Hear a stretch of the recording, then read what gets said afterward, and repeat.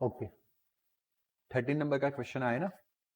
Question number 13 का heading पढ़ो, derive relations between drift velocity and current density. कल drift velocity VD के बारे में पढ़ा था, हाँ या ना। सिंपल सा था, जैसे velocity equals to acceleration into time होता है ना, तो एक्सेलरेशन की जगह पे यहाँ पे क्या आएगा माइनस ई बाय एम, और टाइम एक्चुअली में मुझे यहाँ पे टी लिखना था, टाइम की जगह पे रिलैक्सेशन टाइम टाउ।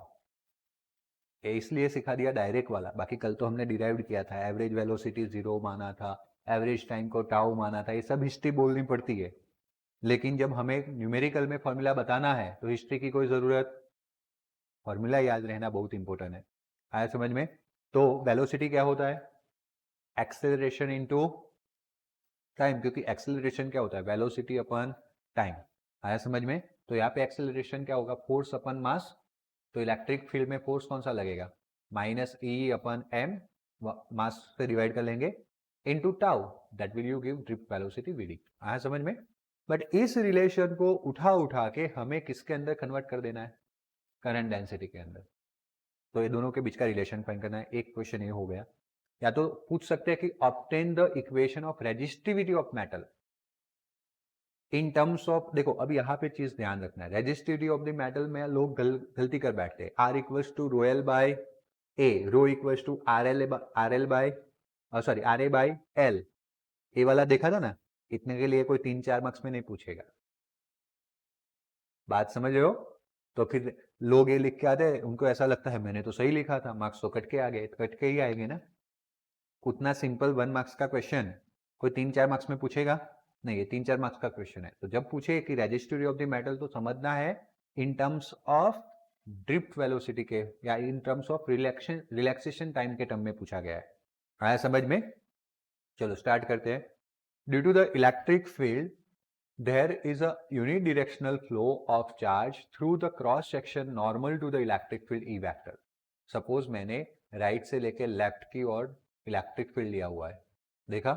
उस इलेक्ट्रिक फील्ड के नॉर्मल प्लेन, मानो कि ए वाला नॉर्मल प्लेन है इलेक्ट्रिक फील्ड को, अगर इलेक्ट्रिक फील्ड में यहाँ पे ऐसे ड्रॉ करता हूँ, वैसे पूरा कंटिन्यूस ही है, तो ये नॉर्मल प्लेन हो गया। तो due to the electric field there is a unidirectional flow of charge. Charge का कौन सा फ्लो जनरेट होगा? यूनिडिरेक्शनल, मतलब कि अब नेगेटिव चार्ज इलेक्ट्रिक फील्ड के ऑपोजिट डायरेक्शन में और पॉजिटिव चार्ज इलेक्ट्रिक फील्ड की डायरेक्शन में। वैसे कंडक्टर के अंदर कोई पॉजिटिव चार्ज मूव करने वाला मोशन जिसका भी होगा वो किसका होगा? Negative charge. वो नेगेटिव चार्ज कौन सी डायरेक्शन में मूव करेगा? Opposite direction. तो देखो इलेक्ट्रिक फील्ड के ऑपोजिट डायरेक्शन में एक net flow, unidirectional flow charge का जनरेट होगा। Okay, now consider the plane cross section area A inside the conductor. Okay, तो यहाँ पे देखो इसका एरिया ए है, तो इसका भी एरिया हम क्या मान सकते हैं? ए मान सकते हैं। तो एक हमने एरिया ए कंसीडर किया, चाहे ये मान लो या चाहे ए मान लो, कोई भी क्रॉस सेक्शन इसको देखेंगे हम, ऐसी सारी प्लेट्स एक दूसरे के साथ ऐसे नजदीक अरेंज करेंगे, तब जाके एक पूरा सॉलिड बन जाएगा ना। तो हर एक का क्रॉस सेक्शन एरिया क्या होगा? सेम, क्योंकि यूनिफॉर्म लेना है हमें अभी। ओके, तो here area vector A vector and E vector are parallel. Actually में इसके लिए नहीं, क्योंकि इसका एरिया वेक्टर ऐसे बाहर निकलेगा, लेकिन इस प्लेन के लिए बात हो रही है। ओके, 1 नंबर पे इस पे एरिया वेक्टर ऐसे निकलेगा। तो area vector and E vector both are which one? Parallel. आया समझ में? Due to the drift in a delta T time interval, electron residing in it Vd into delta t length will be passing through this cross section area। अब क्या होगा वो समझते हैं। या तो फिर इसको भी सिलेक्ट कर सकते हैं हम, बराबर। इसमें भी एरिया वेक्टर है ना, वो एक्चुअली में सॉरी फ्लक्स वगैरह कैलकुलेट करते हैं तभी हमें आउटवर्ड लेना है, लेकिन यहाँ पे तो हम इसी डायरेक्शन में रखते हैं। ओके, अब समझ लो कि ये जो क्रॉस सेक्शन है, ये कौन सा क्रॉस सेक्शन है? ए। इस क्रॉस सेक्शन एरिया को कुछ इलेक्ट्रॉन जंप करेंगे, उसको क्रॉस करके निकलेंगे। क्यों क्रॉस करके निकलेंगे? क्योंकि हमने क्या अप्लाई किया हुआ है, उसके ऑपोजिट डायरेक्शन में किसका फ्लो होने वाला है? इलेक्ट्रॉन का। तो कुछ 1 2 3 ऐसे करके कुछ इलेक्ट्रॉन इसको क्रॉस करके राइट हैंड साइड निकल जाएंगे। कितने इलेक्ट्रॉन उसको क्रॉस कर सकते हैं? तो भाई इलेक्ट्रॉन का डिस्प्लेसमेंट हो रहा है। क्या हो रहा है? डिस्प्लेसमेंट। तो what is that displacement? Delta D, या D equals to velocity into time. मानो कि मैंने टी टाइम दिया, तो v d is the drift velocity for the electron, और टाइम टी, तो इतना डिस्प्लेसमेंट इलेक्ट्रॉन कर सकता है या ना टी टाइम के अंदर। तो कोई एक इलेक्ट्रॉन जो यहां पे था, इस कॉर्नर पे था या इस एंड पे था, जिसको कितना टाइम मिल गया? डेल्टा टी जितना टाइम मिल गया। ओके, यहाँ पे इन्होंने डेल्टा टी लिया हुआ, डेल्टा टी जितना टाइम मिल गया, उसका वेलोसिटी कितना था?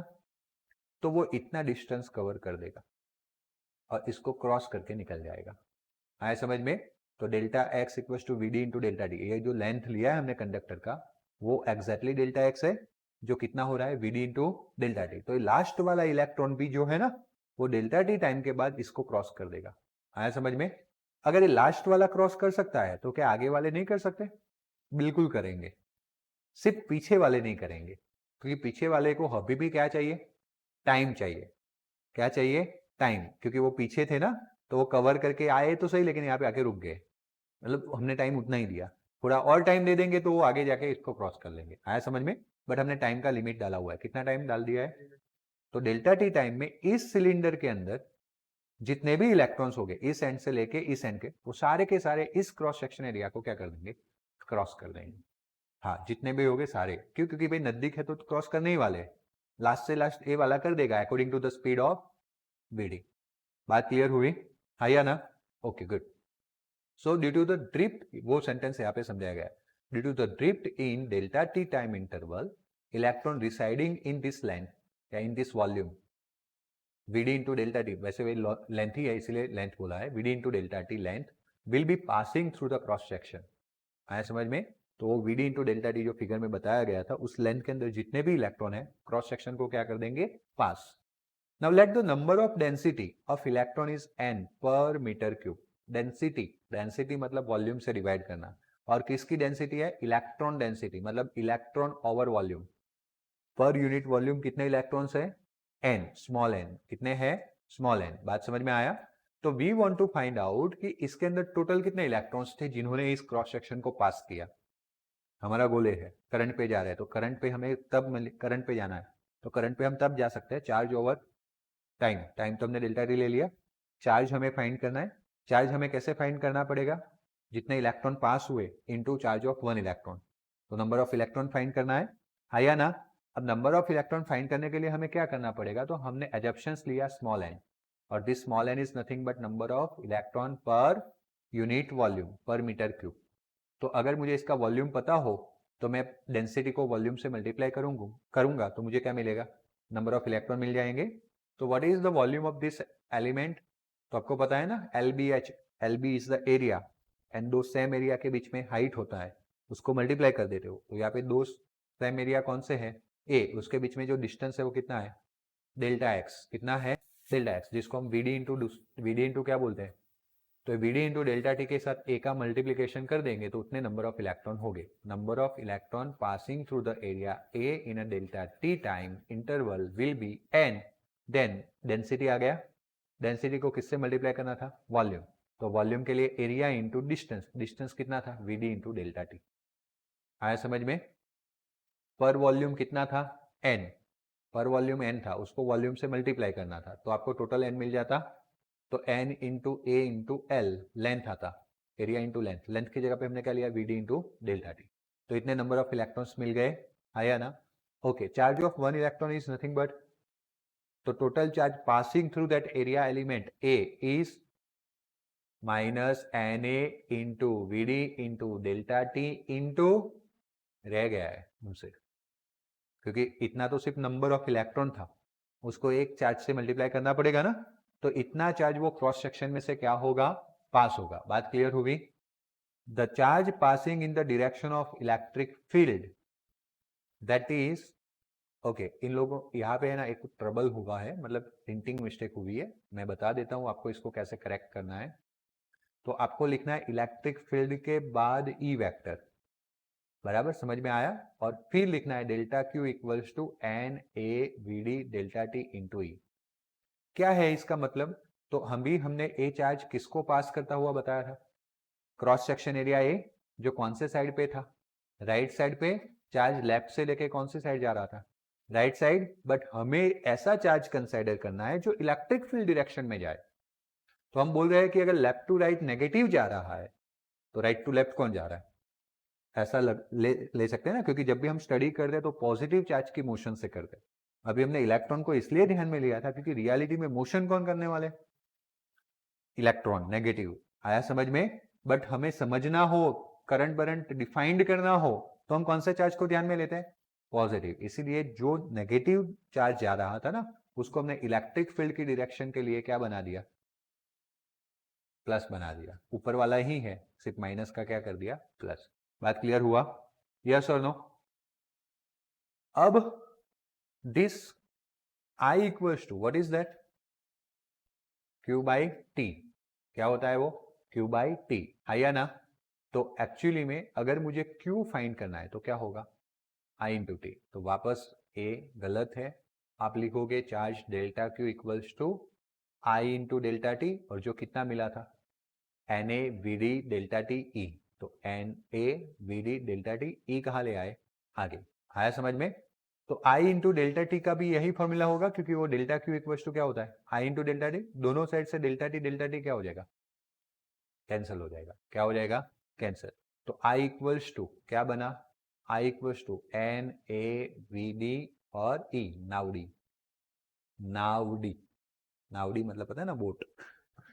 आई इक्वल्स टू नाउडी। एक पहला फॉर्मूला रेडी हो गया आपके लिए, है ना, है ना। मैं थोड़ा करेक्शन करवा के जा रहा हूँ, सेम मिस्टेक शायद आपको कुमार में मिले, आपको करेक्ट करते जाना है। ओके, अब इसमें वी डी इक्वल्स टू क्या रख लेते हैं, जो ऑलरेडी पढ़े थे, माइनस ई अपन एम इंटू टाउ, पढ़ा था ना। हम सिर्फ मैग्नीट्यूड के साथ डील कर रहे हैं, तो माइनस को क्या कर लेंगे, इग्नोर करके माइनस को पॉजिटिव रखेंगे। बात क्लियर हुआ। तो अभी हमने इस वी डी की जगह पे क्या रखा, ई अपन एम इंटू टाउ, नाउडी। नाउडी उसमें एन ए ई तो है ही है, और साथ में वीडी की जगह पे क्या रखा, ई टाउ अपन एम, ई टाउ अपन एम। बात क्लियर हुई, आया ना। इस जे को मतलब इस आई को नीचे ले जाएंगे तो आई अपन ए जे हो जाएगा ना, तो आई अपन ए हो गया। यहां से क्या बचा, n e into e square capital E tau m, small e मतलब charge of electron, capital E मतलब इलेक्ट्रिक फील्ड। बात क्लियर हुआ, मैथमेटिकल स्टेप्स क्लियर हुए। आई बाई ए को क्या बोलते हैं हम, जे बोलते हैं। तो जे का एक फॉर्मूला रेडी हुआ, N E square tau E vector upon M. J and E vector दोनों वेक्टर का मैग्नीट्यूड शो कर रहा है, देखा ना, मैग्नीट्यूड के अंदर ही, मॉड्यूलस के अंदर ही लिखना है उस वेक्टर को। ये दोनों एक ही डायरेक्शन में होते हैं, and that's why A equation का वेक्टर रखने का कोई मतलब नहीं है, एक ही डायरेक्शन में है। जिस डायरेक्शन में जे है वही डायरेक्शन में कौन है, ई। हमने कल पढ़ा था J equals to sigma E, ohm's law in a scalar form, आया ना। दोनों इस ए क्या शो कर रहा है कि दोनों कौन से डायरेक्शन में, सेम डायरेक्शन में। बात क्लियर हुआ। इसलिए दोनों को रखने की जरूरत, वेक्टर नहीं रखना है, और उसको स्केलर फॉर्म में हम रिप्रेजेंट कर सकते हैं। तो स्केलर फॉर्म में जे का मैग्नीट्यूड जे आ जाएगा, कैपिटल जे लिखो स्मॉल जे लिखो चलेगा, बट हम जनरली कैपिटल जे लिखते हैं। एन स्क्वायर टाउ अपन एम इंटू क्या आ जाएगा, ई। आया समझ में। वापस हम कंपेयर करेंगे इस इक्वेशन को किसके साथ, जो कल हमने पढ़ा था, Ohm's law, J equals to sigma E. तो अगर A J equals to something into E है और J equals to sigma E है, मतलब कि ए और कुछ नहीं, क्या हो सकता है, तो सिग्मा, अगर या तो मैंने लिखा देखो यहाँ पे जे की जगह पे सिग्मा ई भी लिखा, जे की जगह पे ए फॉर्मूला भी लिखा, तो ई क्या हो गया, जो ब्रैकेट था वो किसके लिए मिला, सिग्मा के लिए। बट आपको पता है कि सिग्मा इक्वल्स टू, इसको साइड में लिखते हैं ना, सिग्मा इक्वल्स टू 1 रो। तो मुझे रेजिस्टिविटी चाहिए थी ना, क्वेश्चन में था रेजिस्टिविटी का फॉर्मूला डिराइव करो, तो सिग्मा इक्वल्स टू क्या रखा, 1/रो, एन स्क्वायर टाउ अपन एम। आया समझ में। और जब मुझे रो चाहिए तो मैं रेसिप्रोकल करूंगा, तो एम ऊपर एन स्क्वायर अपन टाउ का आ गया, विच represents the equation of resistivity of metal और कंडक्टर। बात क्लियर हुआ, है ना। तो क्वेश्चन क्या था, कट कर दिया ना इधर से और इधर से। क्वेश्चन में ऐसा था कि drift velocity and current density का क्या करना है, रिलेशन निकालना है। ओके, आया समझ में, ध्यान दो। तो वो इक्वेशन तो यहाँ पे ही आ गया था, दो क्वेश्चंस थे। तो एक करंट डेंसिटी वाला इक्वेशन ड्रिफ्ट वेलोसिटी में इन लोगों ने नहीं निकाला, मैं निकाल के देता हूं। आई अपन ए, यहां से आई अपन ए इक्वल्स टू एन वडी ई, नवडी। मैंने बोला था कल, नावडी और नवडी दो फॉर्मूला याद रखने हैं। आई हो तो नावडी, और आई अपन जे, आई अपन ए करके क्या कर दो, जे, तो नवडी। आया समझ में। तो देखो आया करंट डेंसिटी और ड्रिफ्ट वेलोसिटी के बीच का रिलेशन, जो इन लोगों ने नहीं लिखा है। क्वेश्चन में तो पूछा गया था ना, बट नहीं लिखा है। वैसे देखने जाए कि सिर्फ पहला हेडिंग आए, अभी मैं आपको थोड़ा ब्रॉड बता रहा हूँ, पहला हेडिंग आए relations between drift velocity and current density, तो यहाँ पे बात खत्म कर देनी है, रेजिस्टिविटी पे जाने की जरूरत नहीं है। पर आपको दूसरा क्वेश्चन आए, ए वाला question, obtain the equation of resistivity of metal, तब आपको पूरा लिखना है, और वो भी 3-4 मार्क्स में आए तब। आया समझ में। 1-2 मार्क्स में आए तो सिर्फ आपको वही बताना है, R equals to rho L by A और रो इक्वल्स टू रेजिस्टिविटी। समझ में आया, बात क्लियर हुआ। ओके, यहां से you can explain all the things. Okay, वैसे यहाँ पे नीचे है ही क्वेश्चन, तो उसी में एक्सप्लेन कर लेता हूँ। ये रेजिस्टिविटी का फॉर्मूला आपको काफी कुछ चीजें क्लियर करके जाएगा। जैसे कि टेम्परेचर के साथ रेजिस्टिविटी वेरी होती है, आपको पता है या ना, है ना। और केमिस्ट्री के चैप्टर नंबर 3 में भी हमने पढ़ा कि if you are going to increase the temperature resistivity going to be increase. Okay, electrolyte solutions के लिए पढ़ा था हमने। जैसे हम यहाँ पे कंडक्टर्स के बारे में पढ़ने वाले हैं। किसके बारे में पढ़ने वाले? वो इलेक्ट्रोलिटिक सॉल्यूशन अलग था, वो केमिस्ट्री था पूरा, क्योंकि उसमें केमिकल का सॉल्यूशन बना के करंट को पास करते थे। यहाँ पे हमें करंट को पास करवाना है थ्रू द कंडक्टर्स, मेटल्स के अंदर से या तो फिर सेमी कंडक्टर्स के अंदर से। बात क्लियर हुई? तो टेम्परेचर के साथ क्या वेरिएशन होगा वो देखते हैं हम। Why resistivity of the metal decrease with increase in a temperature और conductivity decrease with increase in, पूछा ऐसा गया है कि resistivity of metal decrease with increase in temperature. अगर आप टेम्परेचर इंक्रीज करते हो तो रेजिस्टिविटी डिक्रीज होती है। ओके, और conductivity decrease with increase in temperature. बात गलत है। रेजिस्टिविटी में, हाँ, रेजिस्टिविटी में क्या आएगा? इंक्रीज आएगा। Resistivity of metal increase with increase in temperature, और इसीलिए कंडक्टिविटी क्या होगी? रेजिस्टिविटी इंक्रीज हो तो कंडक्टिविटी डिक्रीज होगी। बात समझ में आया? तो मेटल के लिए हमें एक्सप्लेन करना है। तो कंडक्टिविटी ऑफ द मेटल, अभी हमने फॉर्मूला डिराइव किया था जो आपको याद भी रखना है, sigma equals to N square tau upon, sir भूल गया मैं, मुझे याद नहीं आ रहा है, तो बस नावड़ी से शुरुआत कीजिए। आई इक्वल्स टू नावड़ी I by A, that is equals to नावड़ी। ओके, आई बाय ए को जे बोलेंगे, एन इंटू वी डी का फॉर्मूला ई अपन एम इंटू टाउ, याद आ रहा है, इंटू ई, जे की जगह पे सिग्मा इंटू ई, एन ई स्क्वायर टाउ अपन एम इंटू ई। 4 स्टेप में आपके सामने फॉर्मूला होगा।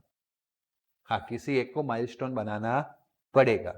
आई इक्वल्स टू नावड़ी को तो आपको पहले माइलस्टोन बनाना पड़ेगा, नहीं तो वो भी नहीं आता तो वापस वो सिलेंडर एजम्पशंस में लेना है। वीडी जितना, वीडी इंटू डेल्टा टी जितना लेंथ लेना है, उसमें से वो लास्ट वाला इलेक्ट्रॉन वहां पे पहुंच सकता है, तो मतलब उस वॉल्यूम के अंदर जितने भी इलेक्ट्रॉन है वो पहुंच सकते हैं।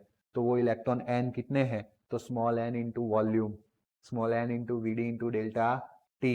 एक इलेक्ट्रॉन का चार्ज माइनस ही है तो उसका कितना है, उसको माइनस से मल्टीप्लाई करो। Charge equal to I into delta T होता है, डेल्टा टी निकला, आई इक्वल टू नाउडी आपके सामने है। 4 स्टेप और आगे जाना पड़ेगा, बट बात मेन ये है, स्ट्राइक होना चाहिए दिमाग में, स्टार्टिंग कहां से करना है। बात क्लियर हुई? ओके, सो यहां पे देखो, टेम्परेचर के साथ एन चेंज नहीं होने वाला है। आपने कोई एक कंडक्टर लिया तो ये फिक्स है कि उसके, देखो कोई भी कंडक्टर है जो सॉलिड में से बना हुआ होता है, सॉलिड्स के अंदर कोई भी मेटल्स के अंदर एटम्स होते हैं, तो वो फिक्स होता है कि उनकी डेंसिटी कितनी है या ना। तो पर्टिकुलर वॉल्यूम्स के अंदर कितने नंबर ऑफ एटम्स है वो फिक्स है। एटम्स कितना फ्री इलेक्ट्रॉन देने वाला है वो भी फिक्स है। तो पर्टिकुलर वॉल्यूम के अंदर कितने इलेक्ट्रॉन्स मिलने वाले हैं, दैट इज स्मॉल एन, वो क्या है? फिक्स। क्या है? फिक्स। तो स्मॉल एन यहाँ पे आ जाएगा जो फिक्स है। चार्ज ऑफ इलेक्ट्रॉन ई क्या है? Fix. What is the value of E? 1.6 cross 10⁻19। Okay, वो भी फिक्स है। बात क्लियर हुआ? 20 कहां से है? -19, वो भी फिक्स है ना। टेम्परेचर के साथ क्या चार्ज ऑफ इलेक्ट्रॉन चेंज हो जाएगा? नहीं होगा। होगा? नहीं होगा। Okay, mass of electron change होगा टेम्परेचर बढ़ाने से कम करने से? ना, नहीं होगा। सिर्फ एक ही क्वांटिटी है वो चेंज हो सकती है, that is what? Tau, relaxation time. Temperature बढ़ाने से एनर्जी बढ़ जाती है, काइनेटिक एनर्जी बढ़ जाती है। रिलेशन पता है ना आपको? आप दौड़ के आओ ना, पसीना निकलेगा। जैसे अपना आपका काइनेटिक एनर्जी बढ़ा, टेम्परेचर बॉडी का बढ़ गया, इसलिए तो पसीना निकलता है। तो टेम्परेचर के साथ kinetic energy of molecules related है। तो यहाँ पे तो इलेक्ट्रॉन्स है, तो इलेक्ट्रॉन्स का भी काइनेटिक एनर्जी क्या होगा? इंक्रीज हो जाएगा। तो what is that relaxation time? Relaxation time क्या था? टाउ, बट वो क्या था? What is the meaning? Yes बोलो। यस, तू सही बोल रहा था, इसका ड्रिप सुन के तूने अलग कर दिया। एट यस, गुड। बट एटम नहीं, कौन टकराएगा? कौन टकराएगा? हाँ, ओके, गुड, सही है। इलेक्ट्रॉन पॉजिटिव आयन को टकराता है, टाइम ऑफ इंटरवल जो बोला था, ये टकराने के बीच में जो टाइम ऑफ इंटरवल है उसको क्या बोलते हैं? Tau, relaxation time. हाँ या ना? नाउ अगर मैंने टेम्परेचर बढ़ा दिया, मतलब कि आप सब इलेक्ट्रॉन हो, आप सब क्या हो? इलेक्ट्रॉन। अब पूरे वीक से आप होमवर्क नहीं लाए हो, मतलब कि क्या हुआ? टेम्परेचर बढ़ गया, रूम का दरवाजा क्लोज हो गया। अब इलेक्ट्रॉन क्या करेंगे, भागेंगे। भागने भागने में क्या होगा, टकराएंगे जल्दी से, पहले से ज्यादा टाइम नहीं लगेगा, पहले से कम टाइम लगेगा। तो when you increase the temperature, relaxation time क्यों डिक्रीज होता है, पहले लॉजिकली सेट हो गया, हाँ या ना। ओके, अब आपने टेम्परेचर यहां से ध्यान देना, सिग्मा प्रोपोर्शनल टू क्या है, टाउ। तो when you increase the temperature, okay sorry, increase the temperature, temperature increase करोगे, रिलैक्सेशन टाइम क्या होगा, दैट्स वाई कंडक्टिविटी डिक्रीज। और conductivity is 1 conductivity equals to resistivity. अगर कंडक्टिविटी डिक्रीज हो जाएगा तो रेजिस्टिविटी क्या हो जाएगा। तो टेम्परेचर के साथ सारे रिलेशन क्लियर हो गए। तो any N square M are the same, same का मतलब है कांस्टेंट, आप कांस्टेंट यूज कर देना। Okay, tau is the relaxation time, with increase in temperature relaxation time going to be, वो लिख के नहीं दिया है जो मैंने स्टोरी बोली थी, वो आपको माइंड में रखनी है कि क्यों रिलैक्सेशन टाइम डिक्रीज हो रहा है। बात क्लियर हुआ, रिलैक्सेशन टाइम डिक्रीज होगा तो क्या डिक्रीज होगा, and rho is proportional to 1 tau, वो भी चल सकता है, 1 सिग्मा भी चल सकता है। क्यों, सिग्मा प्रोपोर्शनल टू टाउ है, रो इक्वल्स टू 1 सिग्मा है, तो सिग्मा की जगह पे क्या लिख सकते हैं, टाउ। इसका मतलब ऐसा हुआ कि अगर टाउ डिक्रीज हो रहा है तो रो क्या होगा, resistivity will increase. Okay, conductivity decrease, resistivity will increase. आप इसका उल्टा फॉर्मूला भी लिख सकते हो रो के लिए, एम ऊपर एन स्क्वायर टाउ नीचे, hence with the increase the net temperature tau decrease and hence resistivity will increase। बात क्लियर हुआ, है या ना। देख लेता हूं कि सेमीकंडक्टर्स के लिए कुछ बात बोली गई है कि नहीं बोली गई है, नहीं बोली गई है ना, ओके मैं बता देता हूं। नाउ आपने देखा कि भाई कंडक्टर्स के लिए टेम्परेचर के साथ रेजिस्टिविटी इंक्रीज होता है, क्या होता है, ओ, तो अब सेमीकंडक्टर्स में वो डिक्रीज हो जाता है, रेजिस्टिविटी डिक्रीज होता है, कंडक्टिविटी बढ़ने लगता है। तो सर सेमीकंडक्टर्स के लिए क्या लॉजिक रहेगा, सेमीकंडक्टर्स में उल्टा प्रॉपर्टी है कंडक्टर्स से, अगर टेम्परेचर बढ़ता है तो रेजिस्टिविटी बढ़ता है फॉर कंडक्टर, और सेमीकंडक्टर्स क्या हो जाएगा, डिक्रीज। तो उनके लिए भी फॉर्मूला तो सेम ही है भाई, resistivity rho equals to M upon N square tau. तो कंडक्टर के लिए अभी हमने देखा कि अगर मैं टेम्परेचर इंक्रीज करता हूं तो टाउ क्या होगा, डिक्रीज, तब कौन बढ़ जाएगा, बराबर, क्योंकि हम इसमें n को कांस्टेंट मान रहे हैं। कंडक्टर्स में जितना आइटम जो भी फ्री इलेक्ट्रॉन दे रहा है वो दे दिया, बाद में उसके बाद देने वाला वो रूम टेम्परेचर पे जो देना था वो सारे टेम्परेचर पे वही देगा। बात समझ में आया। बट सेमीकंडक्टर्स के केस में क्या होता है, थोड़ा सा मैंने चैप्टर नंबर 1 ऑफ केमिस्ट्री में कवर किया है, जो यहाँ पे नहीं किया लेकिन शायद स्कूल में किया है या ना। बट आपने पढ़ा नहीं पढ़ा आपकी मर्जी है, मैं पढ़ाऊंगा वापस, नहीं पढ़ा होगा तो उसमें सेमीकंडक्टर्स में क्या होता है, जस्ट लाइक कार्बन के नीचे होते हैं सिलिकॉन एंड जर्मेनियम, जो बोथ आर सेमीकंडक्टर्स। आया समझ में, कार्बन अपने अराउंड कितना बॉन्ड बनाता है, 4 बॉन्ड बनाता है, तो सिलिकॉन एंड जर्मेनियम भी अपने अराउंड कितने बॉन्ड्स बनाते हैं, 4। जब बॉन्ड पूरे पूरे बने हुए तो इलेक्ट्रॉन फ्री नहीं है, resistivity infinity, conductivity 0। When you increase this temperature, bonds going to be break bonds going to be break। Metal के केस में मेटालिक बॉन्ड होता है, तो मेटल के केस में मेटालिक बॉन्ड ब्रेक नहीं हो सकता, आया समझ में, वो सिर्फ कुछ फ्री इलेक्ट्रॉन्स दे सकता है। But in the case of semiconductors, non metals है तो कोवेलेंट बॉन्ड्स होते हैं। कौन से बॉन्ड्स होते हैं, तो वो कोवेलेंट बॉन्ड्स ब्रेक हो सकते हैं। और बॉन्ड में भी फर्क है, कार्बन कार्बन का बॉन्ड ब्रेक करने से कुछ नहीं मिलेगा, कार्बन नॉन मेटल ही रहेगा, उसका सिर्फ एक एलोट्रॉप्स ग्रेफाइट इलेक्ट्रिसिटी को कंडक्ट कर सकता है। आया समझ में, वो फिर हाइब्रिडाइजेशन में, मतलब जितना खोदो उतना अंदर जा सकते हो, उसको समझाने के लिए कि क्यों ऐसा, तो उसका हाइब्रिडाइजेशन, ग्रेफाइट में हाइब्रिडाइजेशन sp2 है, कार्बन 3 बॉन्ड बनाता है, चौथा इलेक्ट्रॉन फ्री रह जाता है। ग्रेफ और डायमंड में sp3 है, तो उसमें चारों के चारों बॉन्ड बन जाते हैं, कोई भी electron free, that's why diamond is insulator, non conductor. बात क्लियर हुई। सिलिकॉन जर्मेनियम पे वापस आते, वहां पे कौन से बॉन्ड थे, कोवेलेंट। तो when you increase the temperature, bonds going to be, bonds break होने से इलेक्ट्रॉन तो फ्री मिलता है, साथ में एक हॉल मिलता है, क्या मिलता है, हॉल। हॉल को याद रखो, it is behave like a positive particle, तो इलेक्ट्रॉन तो कंडक्टिविटी शो करता ही है, हॉल भी कंडक्टिविटी में पार्ट करता है, इसलिए when you increase the temperature N भी इंक्रीज हो जाता है। सेमीकंडक्टर्स के लिए।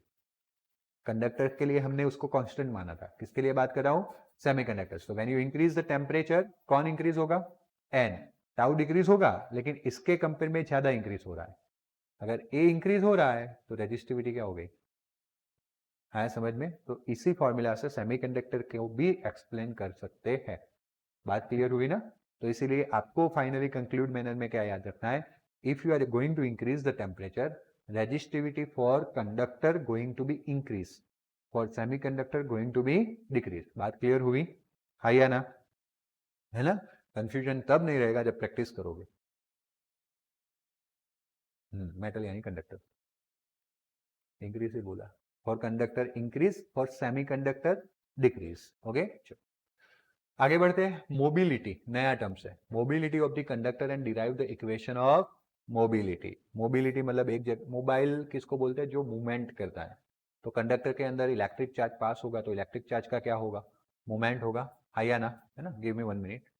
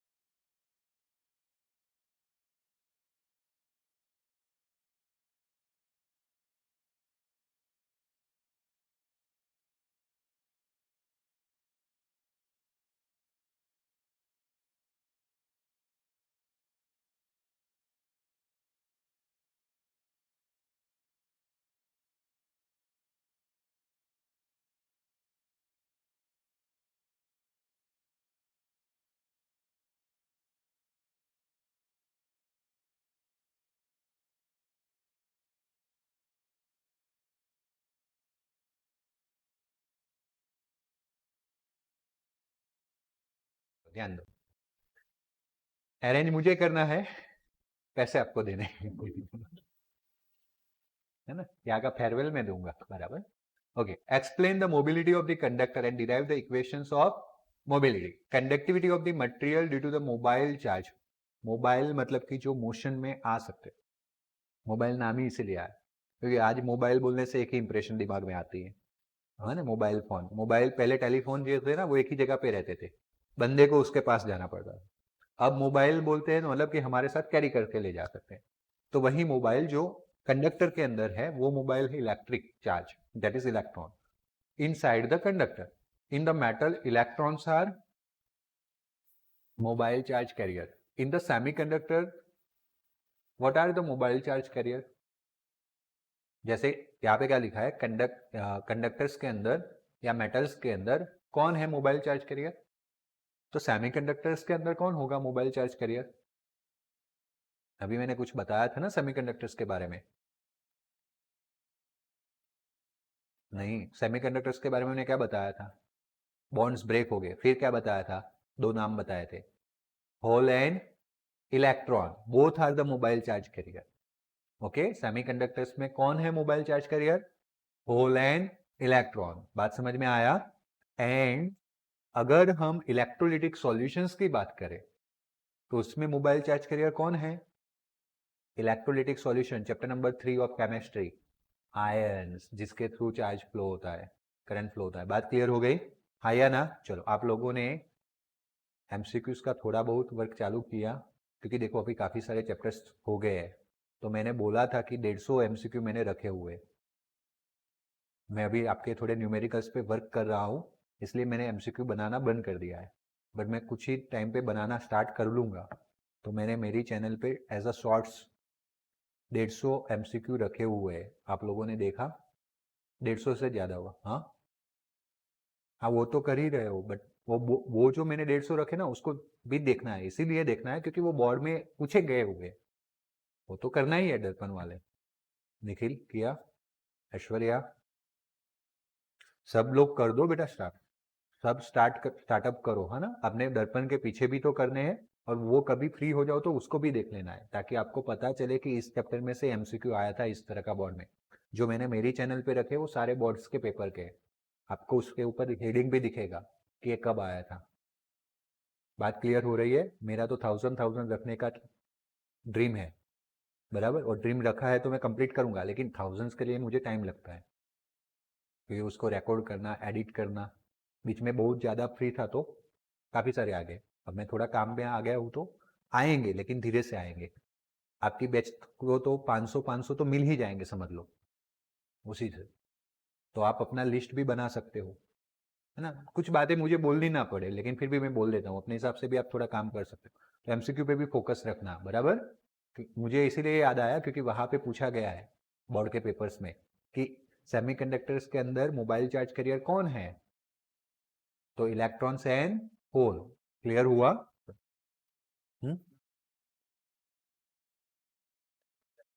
किसका, सीबीएसई का। अभी हमारा बोर्ड तो सो रहा है, वो जब जगेगा तब हम देखेंगे। बाकी देखो लास्ट टाइम भी 70% था, बट मैंने तो ट्राई किया था सब कुछ पढ़ाने का, क्योंकि बोर्ड के 70% बोलने के बावजूद भी मुझे बोर्ड पे ट्रस्ट नहीं है। कोई एक ऐसा क्वेश्चन पूछ लिया जो 70 के अंदर से नहीं 30 के अंदर से है, तो आपको अटेम्प्ट करना पड़ेगा, तभी मार्क्स मिलेंगे। और वो भी किसी ने अपोज किया ना, एक दो के अपोज से नहीं होता है, पूरी कमिटी अपोज करती है, वहां रजिस्टर होती है कंप्लेन, तो मानते हैं कि हाँ गलती थी।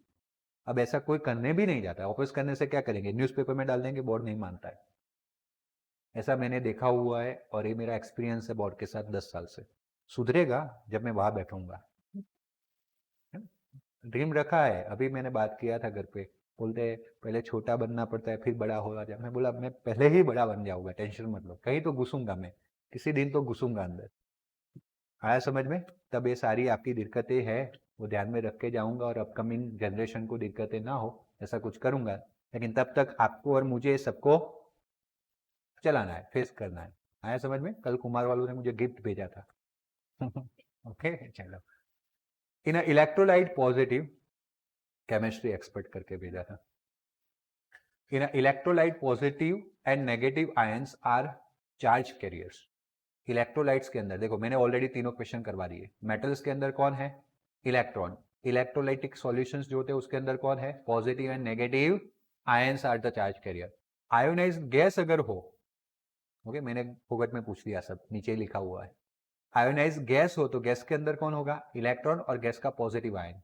वो आयोनाइज्ड गैस कब होता है, कहाँ होता है? आयनोस्फीयर।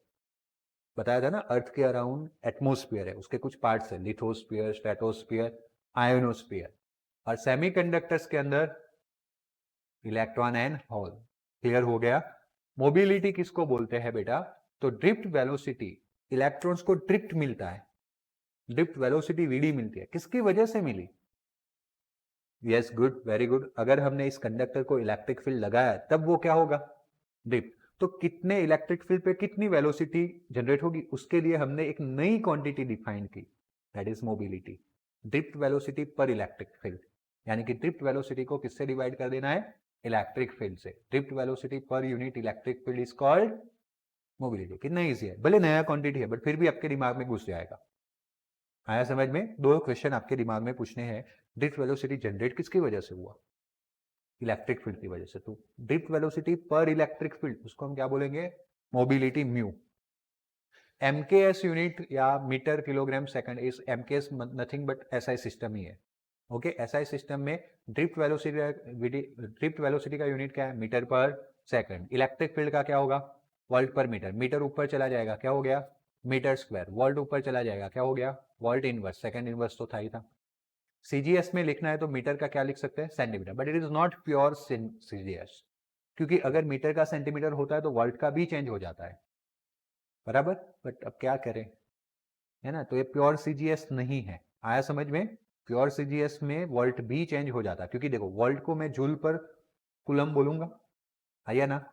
आप नहीं मानोगे, कूलम का भी सीजीएस यूनिट है, जिसको स्टेक बोला जाता है। जितना बहुत टाइम हो गया उसको याद किए, और कम याद करना पड़ता है, बट आप देखना एक बार गूगल करना, स्टेक बोला जाता है।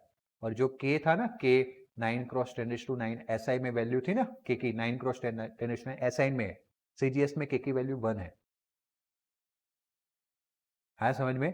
तो ये प्योर सीजीएस नहीं है, इसीलिए ठीक है हम सीजीएस करके नहीं, क्या करके लिख लेंगे? और 1 metre square volt inverse into second inverse equals to centimetre square में कन्वर्ट करना है तो मीटर टू सेंटीमीटर, बड़े यूनिट में से छोटे यूनिट में जाना है, क्या करना पड़ेगा? मल्टीप्लाई। तो 10⁻², बट उसका स्क्वायर है तो क्या हो गया? 10⁻4। बात क्लियर हुआ? सबसे मेन बात एमएलडी फॉर्मूला, वीडी। वीडी यानी वेलोसिटी, वेलोसिटी यानी m0 L1 t-1 मीटर पर second, L1 t-1। Electric field find करना है, ओ कहां से फाइंड करेंगे इलेक्ट्रिक फील्ड का फॉर्मूला? MLD formula. अगर मुझे इलेक्ट्रिक फील्ड का एमएलटी फॉर्मूला चाहिए तो मैं कौन सा फॉर्मूला यूज करूंगा? क्योंकि एमएलटी फॉर्मूला तो फॉर्मूला से मिलता है। ऐसा कौन सा फॉर्मूला इलेक्ट्रिक फील्ड का यूज करूं कि मुझे इलेक्ट्रिक फील्ड का एमएलटी फॉर्मूला मिल जाए? कहीं तो सिखाया होगा ना जब इलेक्ट्रिक फील्ड पहली बार पढ़े होगे, के क्यू बाय आर। तो उसमें के का कहां से लाओगी? के का तो कितना बड़ा डेंजर है, न्यूटन मीटर स्क्वायर पर कूलम स्क्वायर। इतना लंबा तो हम साइकिल, बोलो तुमने कुछ बोला था, ये तो आई का हुआ। Q by T is the I. Easy वाला सोचो, चलो सही है, K Q by R electric field का फॉर्मूला है पॉइंट चार्ज का, लेकिन उसमें के कितना भरकम है, न्यूटन मीटर स्क्वायर पर कूलम स्क्वायर, कितना लंबा करना पड़ेगा?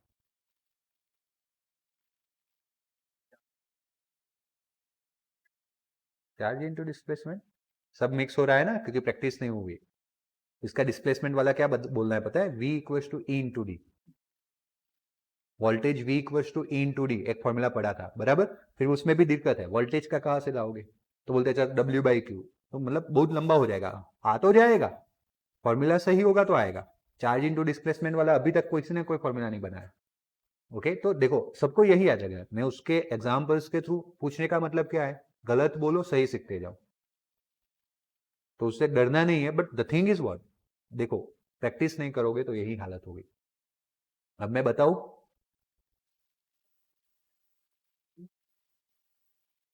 डायमेंशनल फॉर्मूला डायरेक्टली बोलो। m1 l -1 ओके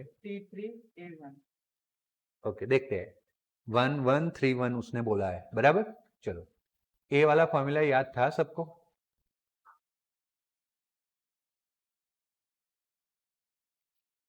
ए वाला याद था? तो यहां से मुझे ई बोलना हो तो मैं क्या बोलूंगा? Equals to F by Q. Now F का फॉर्मूला क्या होता है? m1 l1 और क्यू का, तो m1 l1 t minus 3 a minus 1, जो इसने बताया था, लेकिन प्लस माइनस में कई गड़बड़ हुए थे, गड़बड़ हुई थी। आया समझ में? आया समझ में? डायरेक्ट तो देखो, उसको मैंने भी हाँ या ना नहीं बोला, उसका सुन के रख लिया दिमाग में, क्योंकि मुझे भी डायरेक्ट नहीं आता। क्लियर बात है। मैंने कभी आज तक अपने लाइफ में रट्टा लगाया ही नहीं। एमएलटी का रट्टा क्यों लगाना है? हाँ, लगाना है तो इसको लगाओ भाई, ए मस्ट इंपोर्टेंट। बात क्लियर हुई?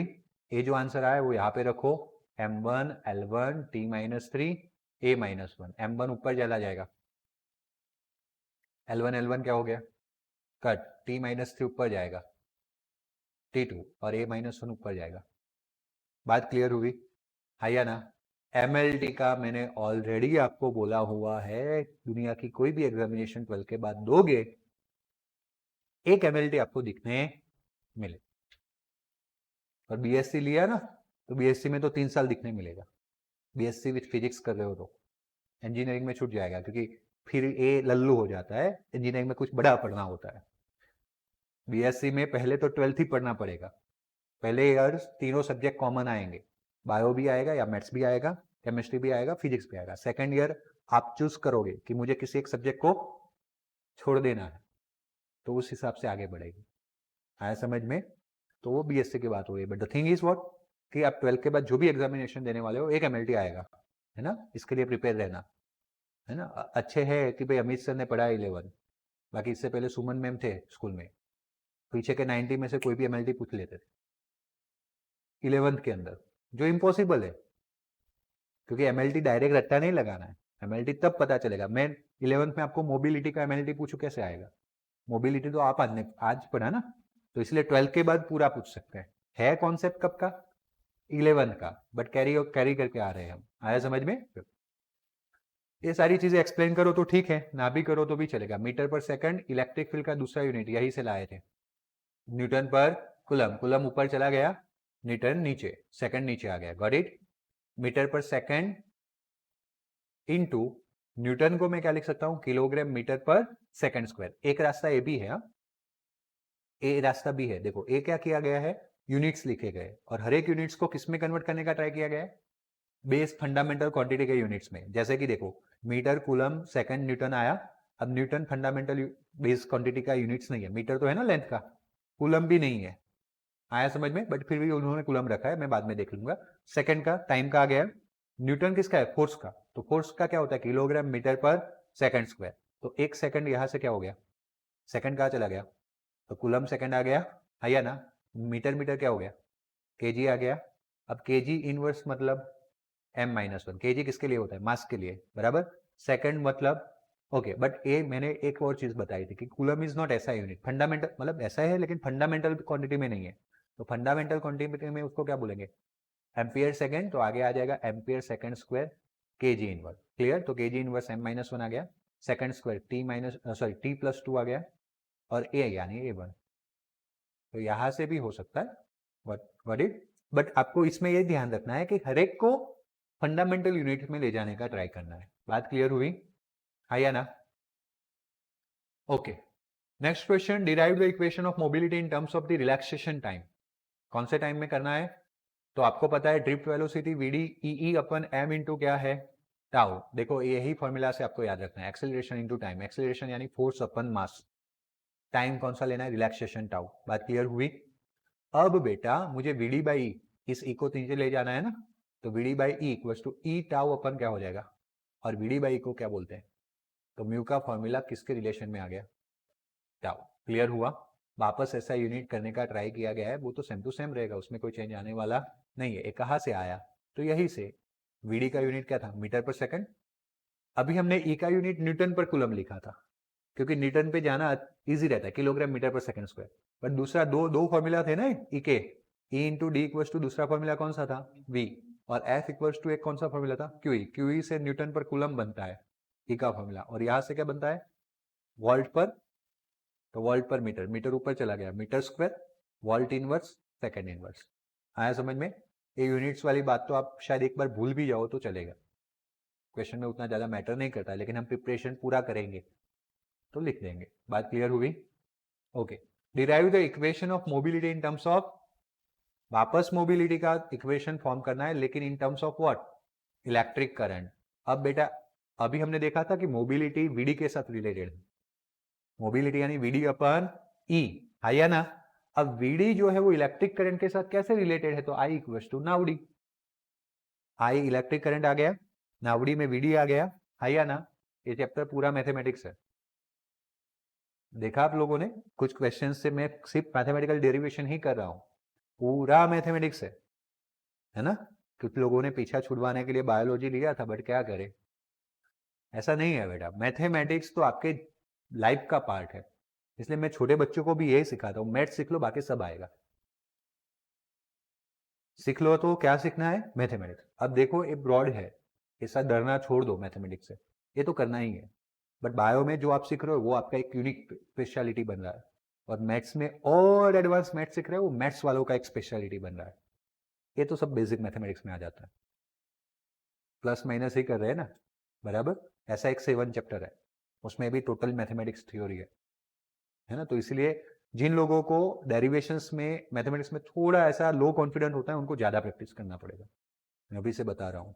खास करके बायो के स्टूडेंट्स, जनरली हम यहाँ पे हमारी क्वालिटी के हिसाब से नहीं चूज करते, हम डर के चूज करते हैं, ए मुझे मैथ्स में डर लग रहा है, बायोलॉजी करना है, हमारे इंटरेस्ट से नहीं जाते। ऐसा जब तक करोगे तब तक फंसोगे आप।